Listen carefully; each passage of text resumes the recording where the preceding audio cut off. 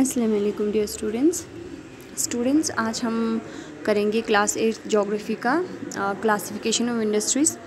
तो कल हमने classification of industries on the basis of raw material और on the basis of ownership पे हमने साइज़ पे हमने कंप्लीट किया था।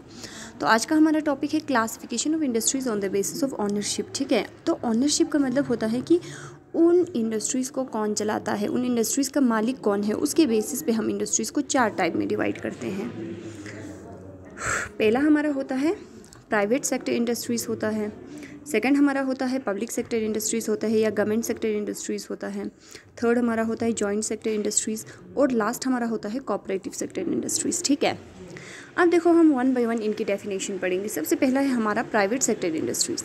तो ये वो इंडस्ट्रीज़ होती हैं जिनकी मालिक एक या फिर ग्रुप ऑफ इंडिविजुअल्स होते हैं। ठीक है, जैसे कि टाटा आयरन एंड स्टील हो गया हमारा इंडिया का, अगर हम एग्जांपल लें तो ये देखो, these industries are owned and operated by individuals और ग्रुप ऑफ इंडिविजुअल्स। ये होता है वो इंडस्ट्रीज़ जिनके मालिक कोई एक बंदा होता है, जिनका मालिक कोई एक बंदा या फिर कुछ बंदे आपस में पार्टनरशिप करके एज अ बिज़नेस की तरह ये लोग एक इंडस्ट्री को सेटअप करते हैं। बट ये जो इंडस्ट्रीज़ होती हैं ये इनकी पर्सनल प्रॉपर्टी होती हैं। ठीक है, तो इस इंडस्ट्री में क्या होता है कि जो प्रॉफिट भी इन्हीं का होता है, लॉस भी इन्हीं का होता है। इनको जो भी इनका प्रॉफिट एंड लॉस वाला इनका कोई मतलब प्रॉफिट और लॉस इनका होता है तो वो उन इंडिविजुअल्स पे या उन ग्रुप ऑफ इंडिविजुअल्स पे असर करता है। ठीक है, अब सेकंड टाइप ऑफ इंडस्ट्री देखो, सेकंड टाइप ऑफ इंडस्ट्री हमारा क्या होता है, पब्लिक सेक्टर इंडस्ट्री होता है। तो पब्लिक सेक्टर इंडस्ट्री होता है जो गवर्नमेंट सेक्टर होता है। तो गवर्नमेंट सेक्टर इंडस्ट्रीज़ का अपना कोई पर्सनल मालिक नहीं होता है।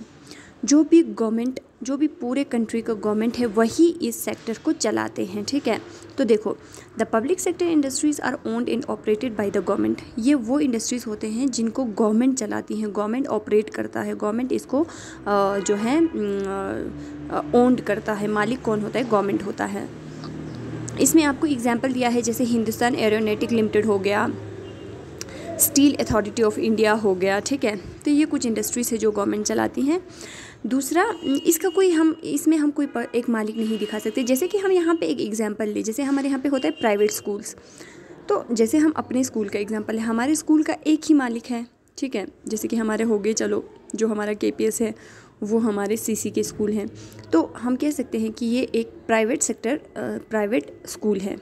तो यहाँ पे दिखाने के लिए हमें एक मालिक मिल रहा है। लेकिन जो पब्लिक सेक्टर या जो गवर्नमेंट स्कूल्स होते हैं, वो गवर्नमेंट स्कूल में हमारे पास कोई एक नहीं होता है। आज कोई जो है स्कूल को चलाएगा, कल कोई और चलाएगा, फिर कोई और एजुकेशन ऑफिसर आएगा, तो ये बदलता रहता है। जो गवर्नमेंट फोर्स में आता है वो गवर्नमेंट चलाता है। तो ये डिफरेंस है इन दोनों में। ठीक है, नेक्स्ट देखो, थर्ड जो है वो है हमारा joint sector industries. Joint sector industries में क्या होता है, गवर्नमेंट प्लस प्राइवेट दोनों मिलकर इंडस्ट्री को चलाते हैं।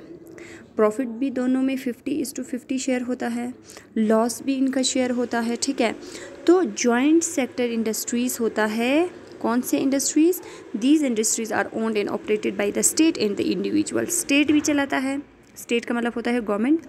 ठीक है, तो गवर्नमेंट भी चलाता है और आपका इंडिविजुअल भी चलाता है, तो दोनों मिलके इस सेक्टर को चलाते हैं। जैसे कि आपको एग्जांपल दे दो, मारुति हो गया, मारुति उद्योग लिमिटेड।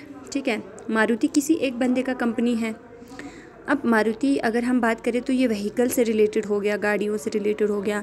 लेकिन गाड़ियों की जो रजिस्ट्रेशन होती हैं या फिर जितने भी आपके ट्रैफिक रूल्स होते हैं या फिर जो आपका इंश्योरेंस रूल्स होते हैं, वो सारा कुछ आपका गवर्नमेंट के साथ मिलके चलाना होता है। ठीक है, तो ये है आपका जॉइंट सेक्टर इंडस्ट्री, जो गवर्नमेंट और प्राइवेट दोनों मिलकर चलाते हैं।